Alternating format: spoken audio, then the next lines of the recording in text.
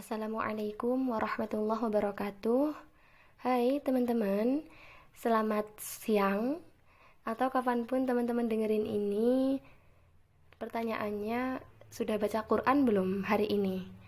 Kalau belum, yuk di pause dulu podcastnya. Kita buka mushaf atau Al-Quran kita yang ada di handphone. Kita baca dulu beberapa ayat sampai cukup. Nah, kalau udah bisa balik dan putar podcastnya lagi. Baik, selamat datang dan selamat dengerin aku ngobrol lagi di Mengejar Matahari episode yang keempat, Alhamdulillah. Dan ya, kali ini aku bakal ngobrolin tentang keikhlasan. Sebuah hal yang aku yakin gak cuma 1-2 orang aja yang kesusahan untuk bisa melakukan ini. Pasti banyak banget, dan khususnya aku sendiri juga masih sangat belajar untuk bisa ikhlas gitu. Karena memang ikhlas ini susah-susah gampang ya buat dilakuin gitu, buat dijalanin. Nah, cerita aja ya dikit. Aku tuh awalnya bingung banget mau mengerucutkan topik keikhlasan ini di kategori apa gitu, karena aku pribadi terlalu banyak hal-hal yang ya memang tidak secara langsung terjadi ke aku, tapi banyak hal-hal yang kita temui, yang kita jalani dalam kehidupan ini yang menuntut kita untuk bisa ikhlas. Nah, makanya ya itu tadi, aku bingung aku harus ngomong topik ini dari segi apa dulu, dari sisi mana dulu yang harus aku obrolin. Nah, akhirnya sampai aku pada keputusan, ya bismillah, aku memulai ini dengan ikhlas menerima apa yang terjadi, berlapang dada ketika kita sedang diuji. Jadi ikhlas ya, kayak yang tadi aku bilang, ikhlas ini kan susah-susah gampang ya. Kalau buat aku pribadi sih banyakan susahnya, karena gampang kalau dilisankan aja, kalau cuma diucapin doang mah gampang. Balita yang udah bisa ngomong, kalau disuruh ngomong aku ikhlas, aku bisa ikhlas gitu kan juga pasti bisa. Nah, tapi ini urusannya bukan di lisan doang. Ikhlas ini kan ibadah hati, ya enggak sih? Nah, makanya ini yang memang segala sesuatu yang memerlukan apa ya, usaha hati yang lebih ekstra, itu memang adanya di hati itu memang agak susah. Makanya ikhlas ini sendiri ya, aku tadi itu bilang bahwa nggak pasti, aku yakin nggak cuma 1-2 orang yang kesusahan untuk menjalani ini.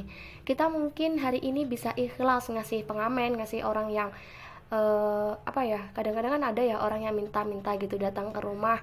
Kita mungkin bisa ikhlas ngasih berapa ribu rupiah atau berapa puluh ribu rupiah, berapapun nominalnya. Tapi belum tentu besok kita sama ikhlasnya ketika kita ngasih dengan nominal yang sama. Kita mungkin hari ini bisa ikhlas buat nerima satu kejadian yang gak seberapa, tapi mungkin besok kita gak seikhlas hari ini. Kita mungkin tadi pagi bisa sholat subuh dengan ikhlas, dengan khusyuk, tapi belum tentu nanti duhur, nanti sore, nanti asar, atau kapanpun belum tentu ya keikhlasan kita sama seperti sebelum-sebelumnya. Karena aku setuju banget kalau dibilang ikhlas ini fluktuatif, naik turun gitu ya. Ya gimana ya, namanya kita juga manusia, kadang ada lemahnya, kadang ada kuatnya, tapi banyakan lemahnya gak sih? Nah, ikhlas ini sendiri untuk kali ini banyak banget ya kejadian-kejadian yang terjadi di hidup kita itu yang harus dihadapkan pada keikhlasan. Ini adalah kejadian yang gak enak, yang gak kita inginkan gitu. Kita mintanya apa gitu ke Allah, kita ngarepnya A, tapi Allah ngasihnya B yang sama sekali tidak kita inginkan. Bahkan mungkin harus diuji dengan hal-hal yang lain gitu. Kita maunya sama dia, tapi dianya malah sama orang lain gitu kan. Keikhlasan kita juga diuji di situ. Nah, terus apalagi? Contoh yang mungkin juga nyata banget ya. Kita maunya selalu sehat, selalu fisik maupun lahir maupun batinnya itu sehat, tapi Allah masih menguji kita dengan sakit. Nah, di situ kita juga dipertanyakan seberapa jauh kita bisa ikhlas, dan berbagai macam kejadian-kejadian yang kita ngarepnya kita seneng-seneng, tapi di situ kita nggak seneng atau di situ kita tidak inginkan. Nah, kenapa? Kenapa kita ketika dihadapkan dengan hal-hal yang seperti itu, dengan hal-hal yang tidak diinginkan itu kita bisa sulit untuk menerima, bisa sulit untuk ikhlas. Berdasarkan berdasarkan pengalaman-pengalaman yang pernah terjadi di hidupku, mungkin juga satu, dua, atau beberapa kegagalan yang pernah aku alami, kenapa kita, atau mungkin di sini khususnya aku ya, bisa nggak nerima gitu, belum bisa nerima, belum bisa ikhlas terhadap ujian-ujian yang Allah beri gitu. Ternyata karena hatiku sempit, dadaku sempit banget.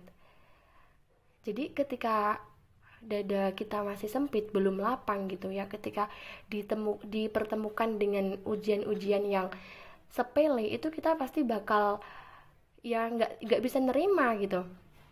Contoh aja, diriku sendiri waktu itu, ini contoh yang aku dari kemarin udah sering bilang ya, aku pengen banget bisa kuliah, tapi dari 11 tes yang aku ikutin buat masuk perguruan tinggi, cuma 2 yang lolos, dan dua-duanya itu aku nggak dapat ridho buat pergi ke sana sama orang tua. Nah di situ ya Allah, eh, apa ya, nggak nerimanya tuh, misal levelnya tuh bener-bener level yang paling tinggi kali ya, bener-bener nggak bisa nerima banget. Mungkin di lisan aku bisa bilang ya udah deh nggak apa-apa, ya udah nggak apa-apa gitu, tapi dalam hati tuh buat nerima itu berat banget. Di tahun pertama aku masih ikutnya 8 tes, dan dua diantaranya aku diterima, dua di antara 8 itu aku diterima. Tapi karena nggak diridhoi, aku memutuskan buat ikut di tahun depannya. Nah tapi qadarullah ya, ini semua terjadi atas izin Allah. Tiga-tiganya, padahal aku pengen banget kuliah, padahal aku mempersiapkan semuanya insya Allah ya waktu itu dengan matang, dengan semaksimal yang aku bisa, tapi Allah belum izinin buat aku lolos. Tiga-tiganya nggak lolos. Jadi 11 yang lolos cuma 2 di tahun sebelumnya.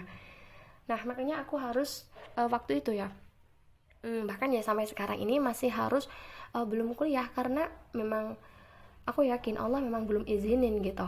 Tapi ya karena hati aku sempit, sesuai yang aku udah simpulin tadi, aku nggak nerimanya tuh, bener-bener nggak bisa nerima banget, sedihnya luar biasa. Bahkan aku marah-marahnya ya bukan berarti aku bentak-bentak orang-orang, itu juga enggak, tapi dalam hati aku itu ada kemarahan yang bener-bener apa ya, marah banget gitu, marah sama diri aku, kenapa gini, marah sama keadaan yang lain, kenapa gitu. Bahkan sampai ada, ya walaupun gak secara langsung aku ucapkan, tapi dalam hati aku itu ada kayak perasaan yang terbersit, kayak mempertanyakan kepada Allah, kenapa sih kok gini gitu, kenapa gak sesuai sama yang aku inginkan, padahal kan aku inginnya lolos, padahal kan aku inginnya ya diterima, padahal aku pengennya kan kuliah waktu itu juga. Apalagi kan anak baru lulus SMA kan gitu, pengennya langsung kuliah gitu kan. Nah aku mempertanyakan banget, lebih ke marah sih, kenapa kok gini. Aku nangisnya ya karena aku belum bisa berlapang dada, hati aku masih sempit banget. Makanya untuk urusan kayak gitu aja yang mungkin sekarang orang lain atau bahkan aku sendiri yang ya itu mah masalah ya biasa aja, kedepannya pasti ada banyak banyak permasalahan atau banyak urusan-urusan yang jauh lebih penting dan jauh lebih itu nggak seberapa gitu yang waktu itu.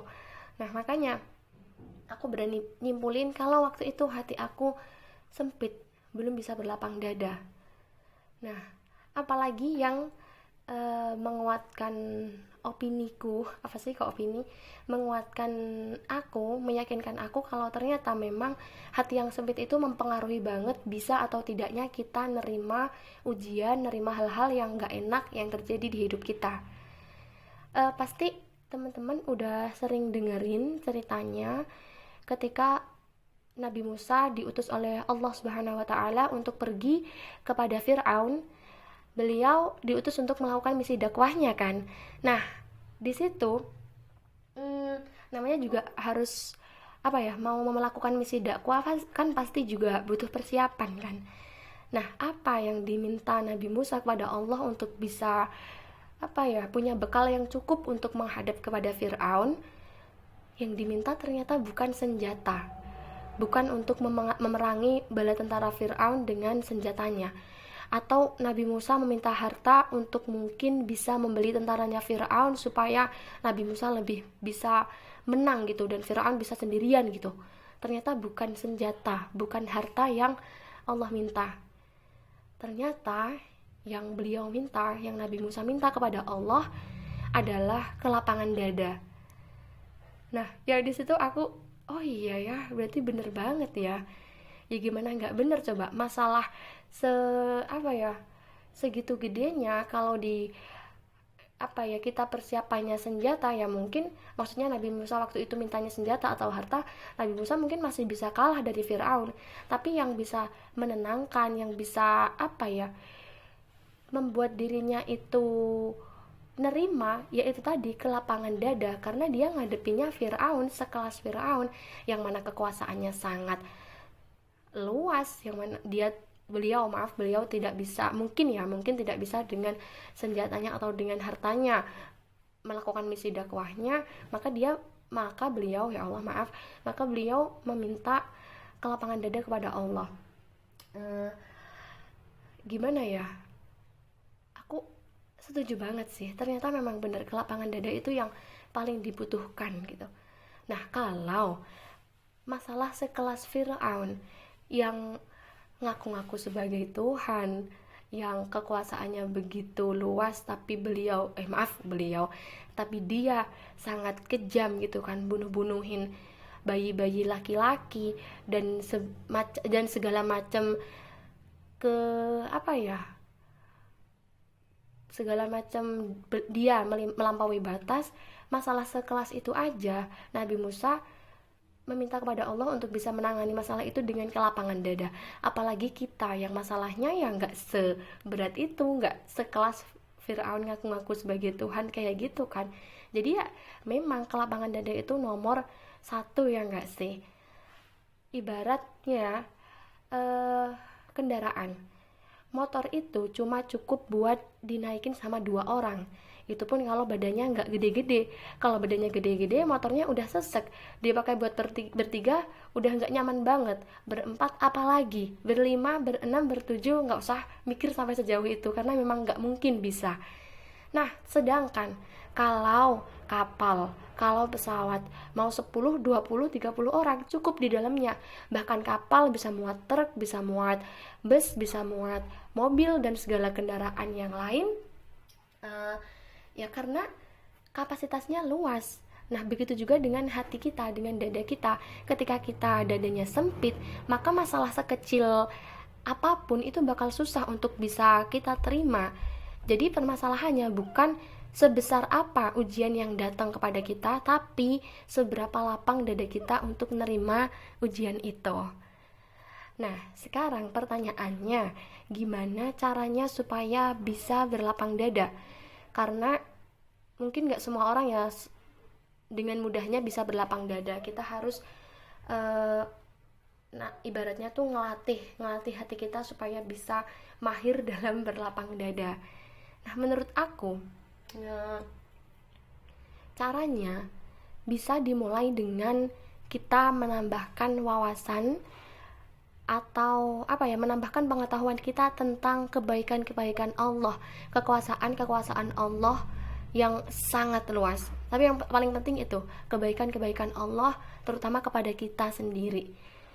Karena dengan kita semakin tambah wawasan kita tentang kebaikan-kebaikan Allah, di situ bisa jadi awal gitu, bisa jadi permulaan bagi kita untuk bisa melatih diri kita, bisa melatih hati kita supaya bisa lebih mudah berlapang dada. Gimana tidak ya? Karena kita terus belajar walaupun dengan tema belajar yang sama gitu. Ya nggak apa-apa kita ulangin lagi.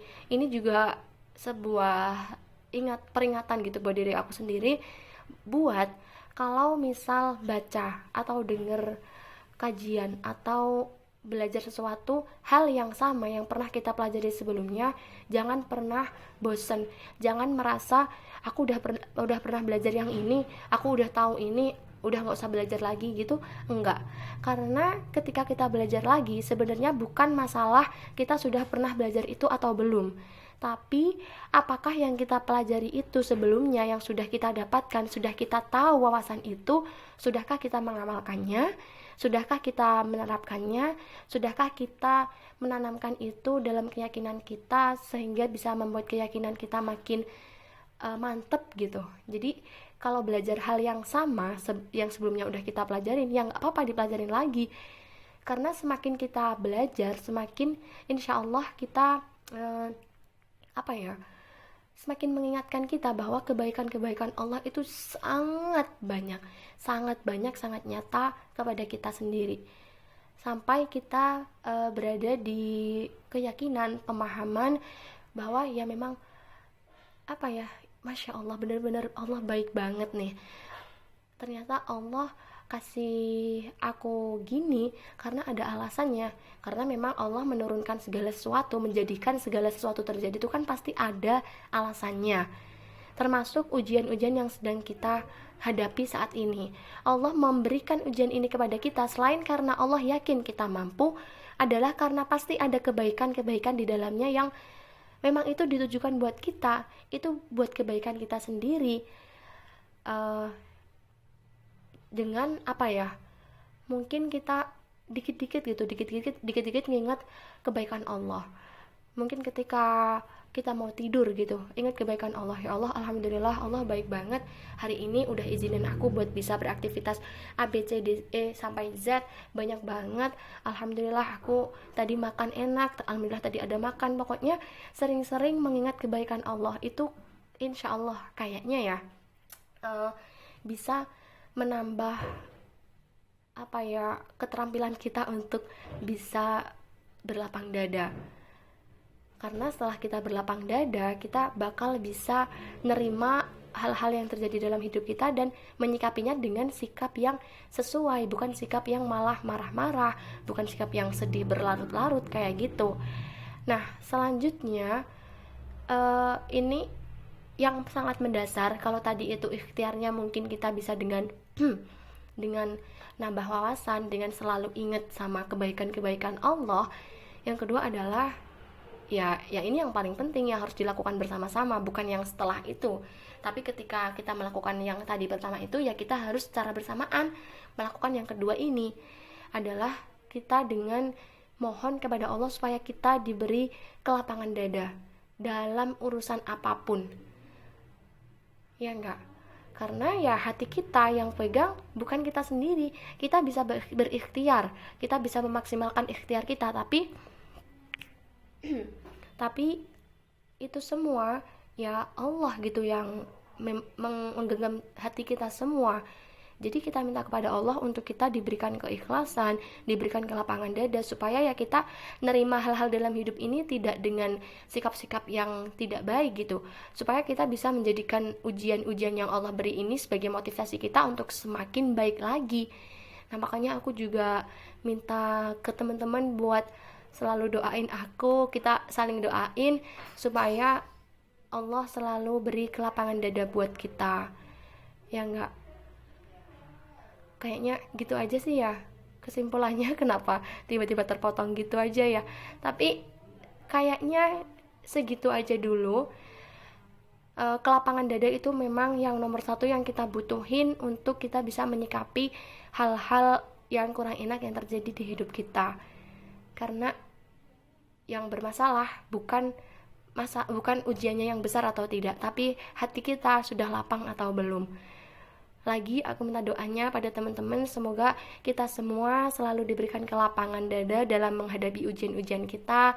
Untuk yang saat ini mungkin masih diuji dengan apa ya, belum bisa memenuhi kebutuhannya dengan baik, mungkin yang sekarang di apa ya, dalam pekerjaannya masih agak mampet gitu, gajinya kek, THR-nya kek, atau pekerjaannya masih terlalu berat, mungkin yang lagi sekolah saat ini banyak tugas-tugas, banyak apapun ya yang kemudian menjadi ujian dalam penempuhan pendidikannya, yang lagi belajar, yang masih diuji dengan hal-hal yang mungkin menghambat belajarnya, yang masih diuji dengan sakit, yang masih diuji dengan ujian-ujian yang kemudian waduh cukup berat nih kayak gitu, terutama Indonesia kita tercinta ini dan dunia kita tercinta ini, bumi kita tercinta ini yang masih diuji dengan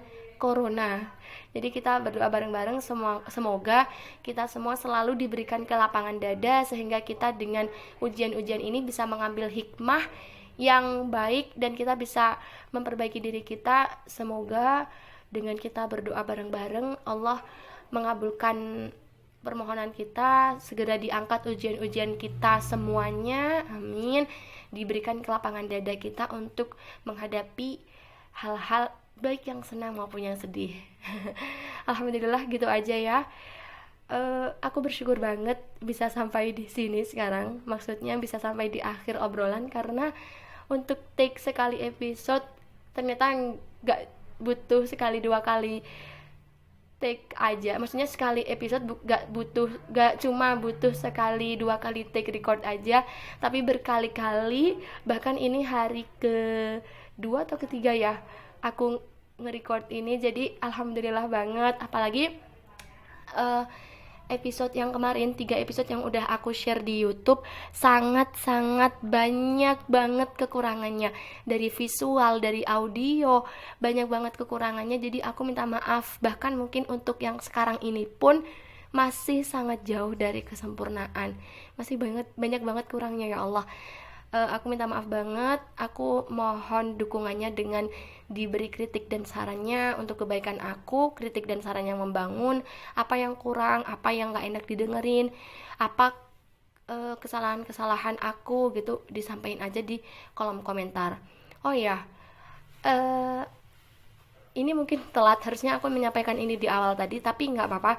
Aku di episode-episode sebelumnya, episode tadi ini yang aku obrolin, dan episode-episode yang akan datang yang insya Allah aku bikin juga, bukan aku bermaksud untuk menggurui teman-teman, bukan aku sok-sok ngajarin, sok-sok berilmu gitu, apalagi tidak, sama sekali tidak. Karena aku sadar banget aku fakir ilmu, aku masih, ya Allah, jauh banget ilmunya daripada teman-teman yang lain mungkin, apalagi sampai ngerasa lebih berilmu. Tidak ya, tidak, bukan ya Allah. Doakan aku, semoga aku selalu Allah lindungi dari sifat-sifat seperti itu yang tidak baik untuk aku sendiri. Aku hanya ingin belajar. Satu, belajar dengan aku mengingat-ingat, aku dengan ngorek-ngorek pengalaman untuk aku sampaikan ke teman-teman, untuk aku jadiin podcast ini sebagai pengingat gitu. Apakah yang udah aku omongin, yang udah aku korek-korek pengalaman itu, apakah hikmah-hikmahnya itu sudah bisa aku terapin belum dalam kehidupan sehari-hari aku gitu. Jadi aku belajarnya yang pertama ya menjadikan omongan aku sendiri, menjadikan podcast yang coba aku bikin ini sebagai sebuah pengingat. Nah, belajar yang kedua adalah aku pengen belajar bareng-bareng sama teman-teman. Jadi aku mencoba buat bikin podcast ini sebagai media aku ngobrol gitu. Ya biar itu tadi bisa belajar bareng teman-teman. Karena ketika aku belajarnya sendirian, atau mungkin nggak sama teman-teman yang cukup banyak jumlahnya, itu akan lebih nggak semangat gitu. Tapi kalau teman-temannya banyak, ya kita bisa lebih semangat buat belajar, buat memperbaiki diri kita. Nah makanya aku minta maaf banget kalau banyak kurangnya, kalau ada kesalahan-kesalahan yang aku sampaikan. Jadi ya kalau aku ada salah, tolong diingetin, tolong disampaikan dengan baik-baik. Jangan lupa dukung aku dengan subscribe. Kalau belum subscribe, please aku mohon dukungannya dengan subscribe, dengan like juga. Komentar sudah aku sebutin tadi, apa yang kurang, apa yang salah bisa diingetin aja. Terima kasih ya, terima kasih udah dengerin, udah ngeluangin waktunya yang cukup panjang ya ini podcast aku. Aku masih berusaha banget untuk memadatkan kata-kata yang aku sampaikan, karena aku masih belum pro dalam per podcastan. Terima kasih, jazakumullah khair. Sudah begitu aja. Wassalamualaikum warahmatullahi wabarakatuh. Dadah.